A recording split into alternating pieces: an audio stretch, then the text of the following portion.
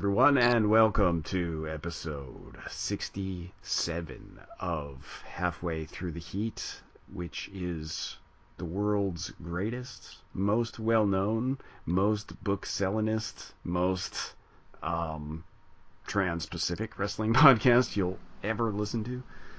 So, we've got some stuff to talk about. I'm joined, of course, by Tom. Tom, how you doing? I'm doing good. That's good to hear. So we've got some good stuff to talk about this week. We've got a little bit more about TNA and the mess that has saved them, I guess. Some Pro Wrestling Hall of Fame stuff. Not WWE Pro Wrestling Hall of Fame stuff. Some more interesting Pro Wrestling Hall of Fame stuff. A little bit about 205 Live and debuting, and some other wrestling show from WWE being canceled. We'll talk about it. Cesaro being left off the poster for the Switzerland show, which makes no sense. TNA's Thanksgiving show. It's a little bit more about TNA. There we go. Some sizzling rumors about a women's tournament, and more about John Cena being extra busy not wrestling. And then we're going to look at some very hot takes found on the internet. These are some hot takes. Scorching. And then we're going to talk a little bit about tape trading, as we always do. So, but we're going to do what we normally do at the beginning of an episode. We're going to keep it positive by saying something positive about Raw. So, Tom, what was your positive thing about Raw? My positive thing about Raw, I absolutely love this, was the vignette where Cesaro and Sheamus were in a bar, it's supposed to be like a yokel bar in Charlotte, North Carolina, beautiful Charlotte, North Carolina, and then the locals who were all like independent wrestlers, like Tessa Blanchard was in it. They came over and they were like, "What are you foreigners doing in our bar?" So that's a rare instance when WWE shows America accurately. And then Cesaro and Sheamus beat up the dudes like it was an episode of Dukes of Hazzard or something.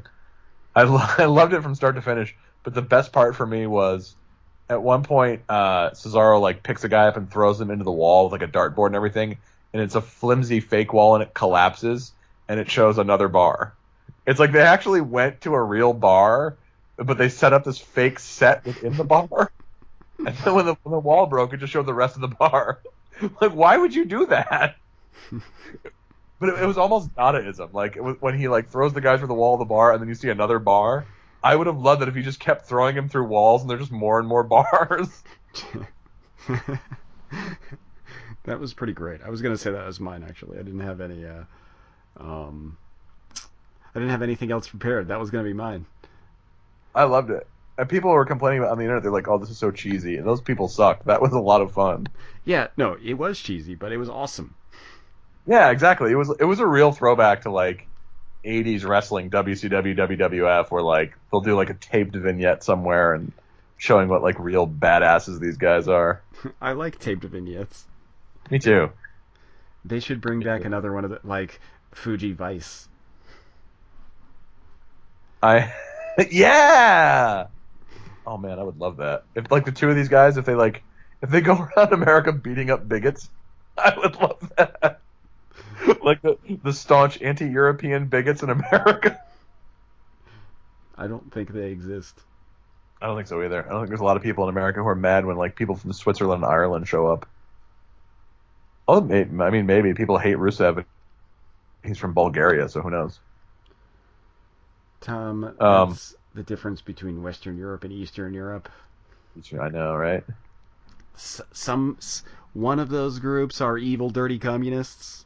That's right. The Irish. The other thing I want to talk about briefly before we move on to the news on Raw is that we have to do kind of a lightning round episode this week. Is that so obviously another thing I liked is that Sasha Banks won the women's championship back from Charlotte Flair. I always like it when a belt changes hands on a regular TV show as opposed to a pay-per-view. The because it the makes internet sense. was crying about that all day. The internet was crying about it all day because the belt has changed hands a lot since they inaugurated the women's championship, and people were boohooing, and it's just changed hands between Charlotte and Sasha. So I was thinking it didn't bother me at all when it happened. I'm like, oh, this is cool, and I think here's why it doesn't bother me. One, like belts don't. I mean, they're props. They're storyline props. That's not like it's not a real thing. Two, the premise here is that these two are so evenly matched, and they're such arch rivals that it makes sense that the belt could change hands at any given match. Like one doesn't always have the upper hand, so that makes sense. It's not like completely ridiculous to think if you had two athletes who are basically as good as one another that every time they fight, like either one could win. Yeah, I mean, I think that makes sense. I just think people are thinking about it in the kind of old school like booking mentality of that, like, the belt can't change hands a million times. Yes, I think you're right, and I think people are that like the way to build up a belt is to give it to one person to hold for a long time, and um, I think if it was like if every woman in the division was winning it and holding it for like 2 weeks, I would agree with that. But it's just the top two people in the division fighting over it, and that's what should be happening anyway. Yeah, I mean, I would agree with that. I think they did that a bunch with Ric Flair even in the NWA title. Like he would Yeah, lose it for like a week, and yeah, like a exactly. bunch and a bunch of those like don't count towards his title reigns. So otherwise he'd be like way higher than what John Cena is. Yeah, Because he like seriously he'd lose the belt for like Eric Von one. Erich month or Yeah, something. you Yeah, lose it for a month to Kerry Von Erich, or you lose it for you lose it for one night and win it back the next night. That kind of thing. yeah, that would happen a lot when, especially when he was overseas. Like he would lose it one night in Japan and win it back the next night, or the Dominican Republic or whatever. And it's like it's not the end of the world because it's always like if it's two top people, then fine, it doesn't really matter. The other thing is that I was thinking about was who had the women's championship for a long, long time? The Fabulous Moolah. Yeah. And she was so shitty that belt was a joke. The idea of women's wrestling in the United States was a joke for years and years and years. Like the division should be about more than just like how long someone is holding a belt. And there's lots of stuff to complain about with how the WWE is doing its women's division, but the belt changing hands between like the two most popular women in the division, like I don't care about that. It's a weird thing to care about. Yeah, people are really, like I think beyond the thing that the belt has changed hands so many times, I think people are just mad because they have in their head like a setup for where the women's division was going, Yeah. and now they don't know. They've been thrown into turmoil. Everyone was like, okay, well Charlotte's gonna keep the belt for a long time, and then she's gonna fight Bayley at WrestleMania. That's the plan. I'm ready to go for that. And then like last night throws a wrench in that. Like, what do you do now? Right. It's a lot of it. I think is like Bailey super fans who are like, when is Bailey gonna get a title shot? um, maybe immediately. You don't know. And maybe Maybe it's going to the be other thing too, Sasha Banks versus Bayley at WrestleMania. How about that? that could be. The other thing too is Summer Rae tweeted when Mick Foley came out, she was like, oh, please Mick, just let this end. And people were like, yeah, Summer Rae should be in there. I have never at one point thought, man, I want to see Summer Rae wrestle some more. Yeah, that's like people. That would be like, I want to see Cameron in there. Yeah, yeah, exactly. Man, all those great 3 and 4 star Summer Rae matches, those classics she's put on. Woo! Oh man, Summer Rae. Summer Rae is not someone who I even remembered was a wrestler. I know. I know. Thought you're just like a person on Total Divas. No, I mean nothing against her or anything, but like, she's not going to be a women's champ. She can't wrestle. And nowadays, that's what you need to do in the WWE to be the women's champ. You got to be able to wrestle, at least at the Charlotte level. The Charlotte level. That's an alright level, mediocre Yeah, level. especially when she's wrestling Sasha Banks, who can like, they're both kind of like they both want to put on a good show and they both like do crazy stunts and stuff, and that's fun. Yeah, it works out. I think I don't think she's like a great wrestler, but she's a pretty good wrestler. Yeah, and she's gotten better on the mic. Whereas Sasha still has a ways to go on the mic. That is the criticism of Sasha Banks that I definitely agree with. It. She sounds way too like stilted and unsure of herself on the mic. Whereas I think like Becky Lynch and Alexa Bliss over in SmackDown have a much more natural rivalry on the microphone. They sound like two people who are actually talking trash as opposed to people reading cue cards. It's true.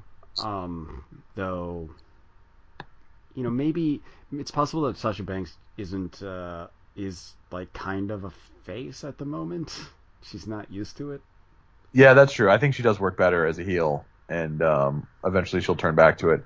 Maybe to wrestle Bayley at WrestleMania, and we'll be better off like as the trash talking, overconfident heel as opposed to like the virtuous face. Yeah, it's better that way. So yeah, we've got a little bit of news. Got some hot news. We got some hot TNA news. The war to settle the score is officially over. TNA has paid off its debt to Billy Corgan. We don't know the details of the settlement. We just know that they have reached a settlement Monday. Both TNA and Billy Corgan released statements saying they're pleased that things have ended. One interesting detail is Billy Corgan says he plans on remaining in the pro wrestling business. Yeah, he said he would be in the pro wrestling business, and that like makes me think like somebody has hired him. That'd be pretty good, or like who knows? I mean, there's a lot of possibilities right now in the world of wrestling, and but right now TNA is sort of owned by this Anthem company, and we really don't know where they're going to go with it and what's going to happen. We do know that in terms of the creative side, and actually even in terms of the ratings, things were getting better with Billy Corgan, and now that he's out of the picture. As we'll see later, that may not be continuing. Yeah, we should talk about that now, since we're on the topic of TNA. The TNA Thanksgiving show, lowest number of viewers in company history. Yeah. Now again, Thanksgiving night it's a rough time to be a TV program. You're competing with football and American Holiday and all that, but they averaged 165,000 viewers for their show on Thanksgiving night, which is the lowest audience for Impact since it first debuted on Spike TV in 2005. And it was down more than 50% from the previous week, which drew 336,000 viewers.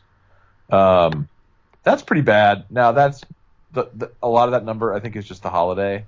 But we're running out of the taped episodes that were done. I think we may be out by now of the taped episodes that were done under the Corgan regime. Maybe not. I think they were supposed to have episodes until December, the middle of December, right? Oh, you might be right.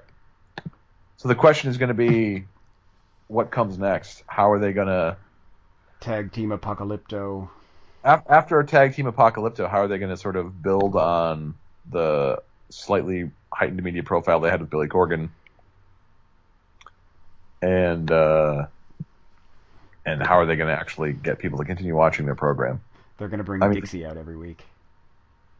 That's my fear.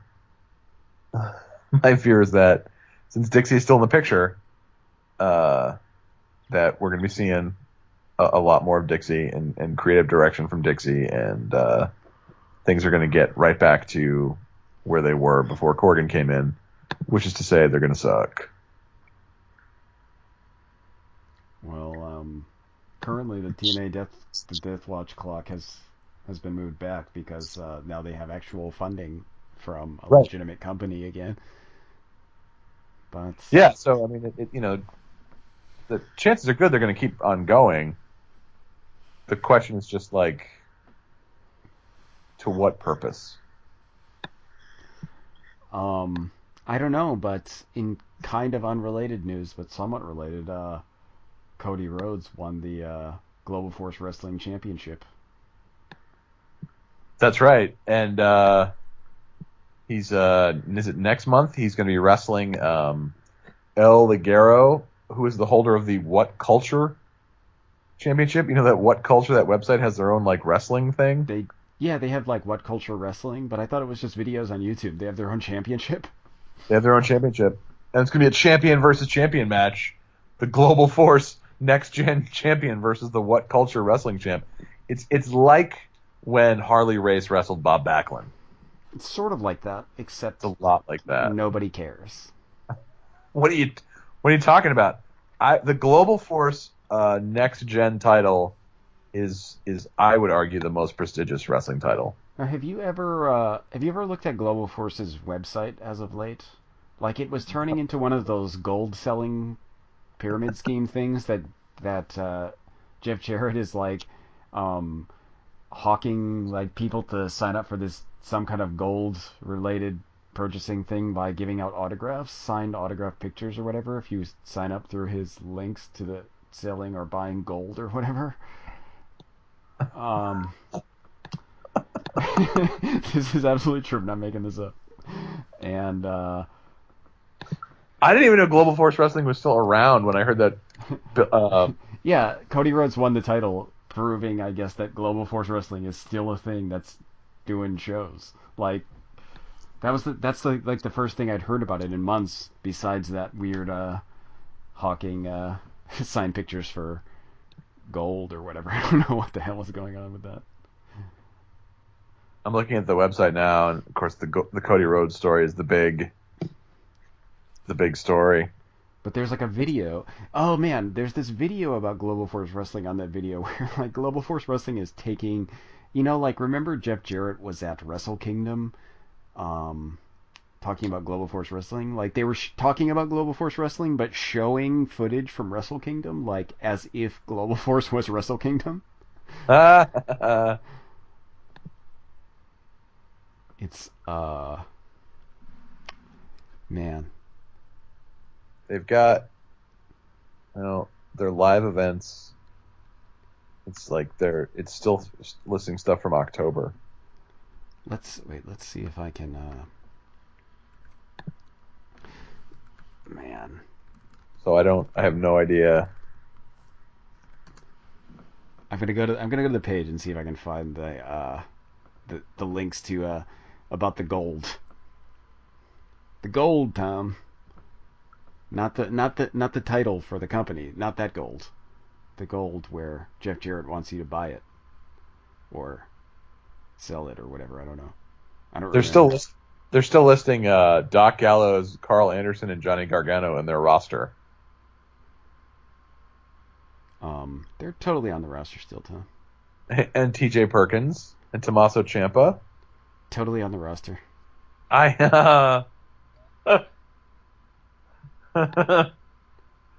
a little skeptical that. Oh wait. TJ... Okay, Tom. Go to the Global Force Wrestling page and scroll all the way down to the bottom. And there's a link for a site called globalforcegold.com. Wow. Do you like gold?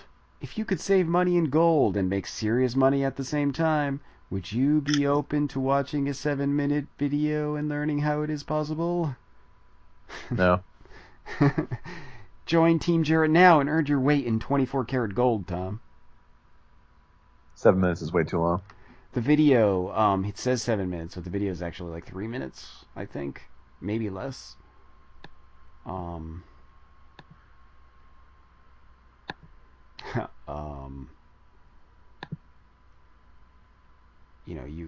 You can't see the video unless you input some info though, so you're probably going to be getting calls directly from Jeff Jarrett if you do that. So you probably don't want to.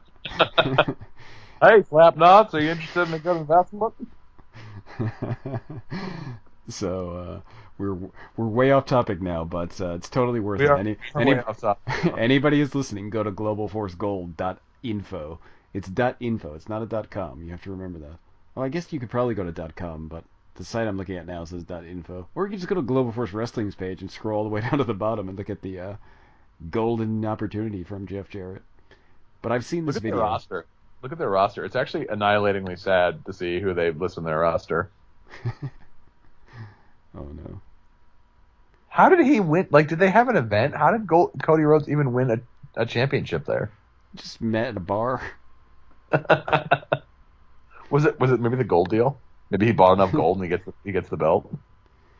Yeah, I'm looking at this at the roster. Hey, Christina Von Eerie is a champion, Tom. Yeah, but who knows if that's still true? Quiet. Nick Aldis and Sanjay Dutt, both holding belts, although not anymore, really. Um, I'm looking at this and I think, who are the Akbars and why is that a racist gimmick? Global Force Wrestling. Brian Anyway, Myers. Wait. yeah, I don't think any of those. I think those people are not there. Kongo Um, Kong. Jesus, we should keep this. I'm gonna keep this. Takaki Watanabe isn't even going by that name anymore. it's pretty bleak. Um, what's not so bleak is that the Pro Wrestling Hall of Fame has announced their class of 2017. Now, we should clarify. There's really no like recognized one Pro Wrestling Hall of Fame. There's the WWE Hall of Fame, which is the thing they do Which with is not the class. which is not a real Hall of Fame. No, you can't actually go there. It's There's just no it's yeah. There's no place. it's in your mind. Um, and then there's smaller, littler halls of fame around the country. There's one in Iowa, for example, that's part of a larger like amateur wrestling Hall of Fame. They have a wing on pro wrestling, and there's one in like a weird antique store in Allentown, Pennsylvania, which I've been to. But maybe the biggest is this one in Wichita Falls, Texas, which used to be in Amsterdam, New York, which Joe and I visited. We did visit it. It was awesome. They had a Hulk Hogan cake pan. It was pretty impressive. They really did have a lot of good stuff. So they were in Amsterdam for 15 years, and now they're in Wichita Falls, Texas, and they just announced their class will be inducted in 2017. So in the Pioneer Division, that is people who competed between 1865 and 1942, Yvonne Robert, who they list as by far the biggest professional wrestler ever to come out of Quebec. I don't know about that. Quiet you. I mean, I don't know. I mean, that's where Andre the Giant started in North America. It's arguably larger than Yvonne Robert. Also, Dirty Dick Reigns, who was some wrestler. From the television era, 1943 to 1984, Luther Lindsay, it's a name I don't know, and Sputnik Monroe, it's a name that's known well to me. He was Sputnik Monroe is credited with doing a lot to integrate sporting arenas in Memphis, in the territory where he worked there. He was a heel. And he actually got arrested for drinking in bars with black people and stuff in the 50s, which was a dangerous thing to do in Tennessee in the 50s. So a lot of credit to Sputnik Monroe. Somebody should make a movie about Sputnik Monroe. I think it would be pretty good. That's true. It probably would be a pretty interesting movie. Yeah, he would.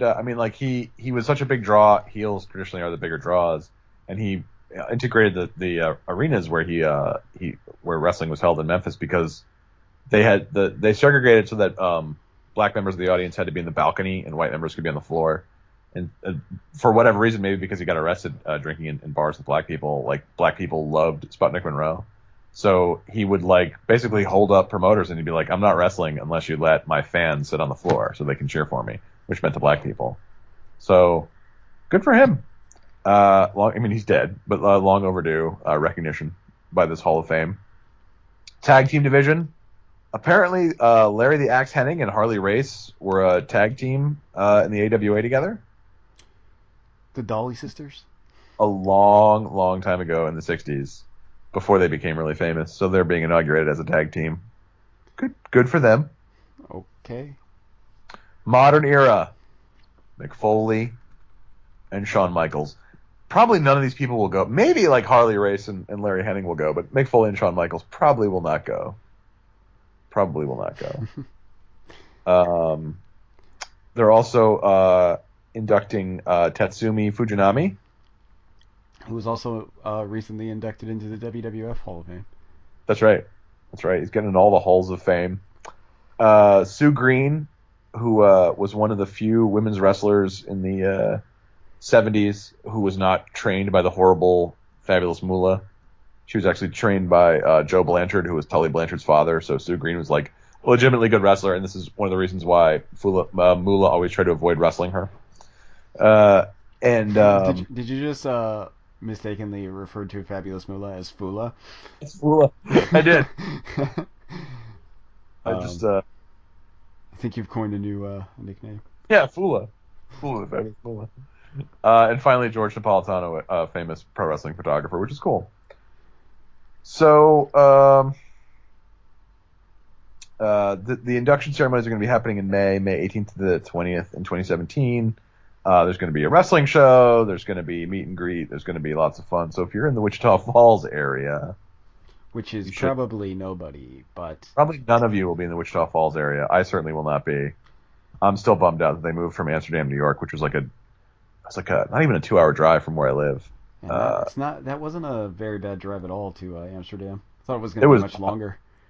Yeah, and it's like just north of Albany, so it was a real short, easy drive. And I was looking forward to going to some induction weekends, but I am not going to Texas. You're gonna fly out to Texas? Not gonna fly to Texas, or drive for that matter. Driving would be way worse. Yeah, my God, driving would be unbearable. So let's see, what other news do we have here? Tonight, as we're recording this, 205 Live is premiering right now, in fact, as I speak. 205 Live is the new show for this Cruiserweight show. Inexplicably, although the Cruiserweights are affiliated with Raw, 205 Live is broadcast live right after SmackDown. So I guess they're touring with SmackDown, even though they're technically on the Raw roster. I think this is a bad idea. I just think after 2 hours of SmackDown, expecting the crowd to stick around for another hour of people they don't really know, I think that's just a disaster waiting to happen. I just don't think people are going to do it. Yeah, I think the crowd is going to thin out when 205 Live starts.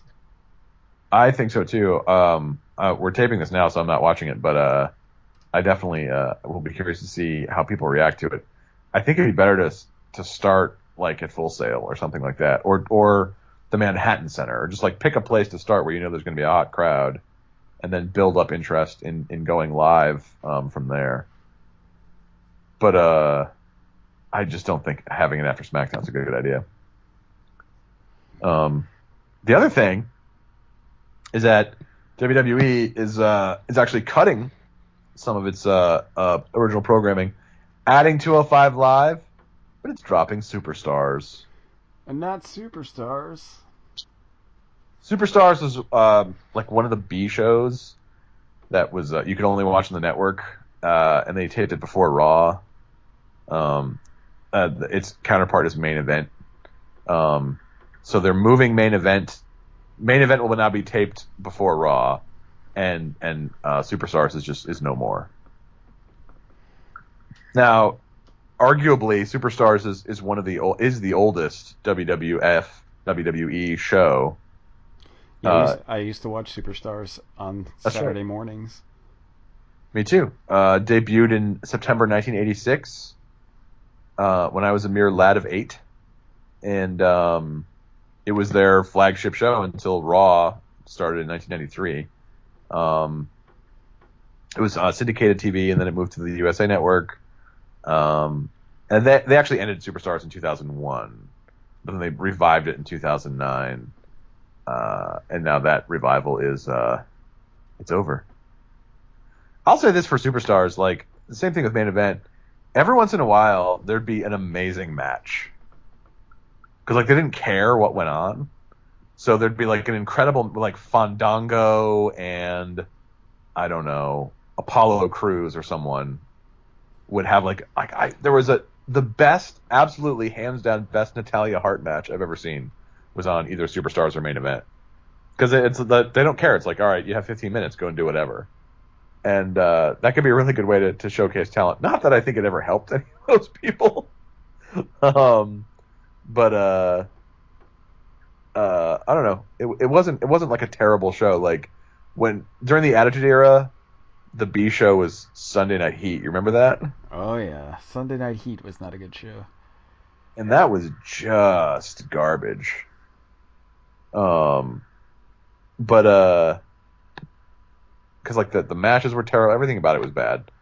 But Superstars and main event, you can actually see a good match from time to time. Not every episode, but so R.I.P. Superstars. Too bad for Superstars. Bad for Superstars. The 205 Live experiment begins tonight, and we'll all have to see how it does. I'm rooting for it, but I'm a little nervous. Yeah, they haven't done a good job with the cruiserweight so far, so it doesn't make me really optimistic about how it's going to go. No, and I think they're just setting it up for failure by putting it on at the end of a show. Like, also, it's Tuesday night. People got to go to work in the morning. Kids have to go to school in the morning. Are you really going to stick around if you don't really know who these guys are?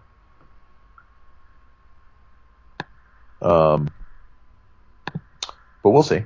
Who knows? Speaking of WWE, our friend Cesaro is pretty unhappy. WWE is going to be over in Europe, and they're going to be in Switzerland, where Cesaro is from. Of course, he's the Swiss Superman, and WWE has promoted. They printed up a bunch of posters to promote the appearance by Cesaro, which makes sense. Because who's on the poster? You got Sasha Banks, great. You got Roman Reigns, even better. You got The New Day, Kevin Owens, Seth Rollins, Finn Balor, who's not medically cleared to wrestle. You know who you don't have? You don't have Cesaro. The Swiss Superman didn't make it to the Swiss show? Didn't make it to the poster for the show in Zurich. And so he tweeted out, when you can't even make it onto the poster for the show in your home country, hashtag 2 tears in a bucket. And apparently, same thing happened. WWE is going to be in Mexico, and they did not put Sin Cara on the poster, although Sin Cara's in the doghouse because he got in a fight with Chris Jericho. Also, Sin Cara is not really, popular, whereas Cesaro is. So people were like, "Oh man," because Cesaro had after Survivor Series, Cesaro tweeted something cryptic like, "I'm just tired of this" or something, and people were like, "Oh no, is Cesaro going to leave? What's happening?" I honestly think all this is a work. He's gonna go to SmackDown. Yeah, because like Daniel Bryan tweeted something like, "Oh, why don't you come to a place where people would care about you or whatever," and I just think this whole thing they don't let their talent complain openly about them in public unless it's like CM Punk or someone they don't have any power over it. I think the whole thing is a work to get Cesaro in the underdog fighting the authority type role, and then maybe move to SmackDown. Could be. Yeah. It seems more likely than that he's just pissed. He could actually be pissed, but then he'll be what's he gonna do? Go to New Japan, I guess. Right. And they did that thing. Actually, recently Kenny Omega was preparing Bullet Club merchandise for Cesaro. That's funny. Well, and also the other thing too is the show in Zurich is in May, so it's not like they don't have time to make another poster. This is just a temporary poster. I just think this is good old Vincent Kennedy McMahon swerving us all again. You got us this time, Vince. Speaking of WWE, it's a lot of WWE stuff. More sizzling rumors, this time not about Cesaro. A lot of people have been saying they want to see a women's tournament similar to the Cruiserweight tournament, as in mostly not women who are under contract with WWE. The best women's talent from around the world competing in the tournament. There's been nothing official about this, but there's been a lot of rumors, and PW Insider, which is a reliable source, they say that WWE has moved past the conceptual stage, and is telling performers who are going to be in this to report to the Performance Center in January. I wonder who's going to be in it. Well, in the PWI report, they name some wrestlers: Kimberly, Heidi Lovelace, Nixon Newell, and Evie. And also Deanna Purrazzo and Rachel Ellering, who have appeared on NXT, have apparently been discussed. Maybe we'll get to see Io Shirai. Well, that's the thing. Yeah, the two top stars from Stardom. Apparently, well, again, nothing's been confirmed on the record, but at least one of them has said that she's done at the end of this year and is going to be starting with WWE in January, which should mesh with this report we're getting from PW Insider. So that would be interesting. And frankly, of all those names, and again, none of this has been confirmed, but Kimberly, Heidi Lovelace, Nixon Newell, and Evie are all really good wrestlers, and would be, tremendous in a tournament like this. I have my own wish list of people I'd like to see, and it's not totally unrealistic when you think about the people who they got for the Cruiserweight Classic. Okay, let's hear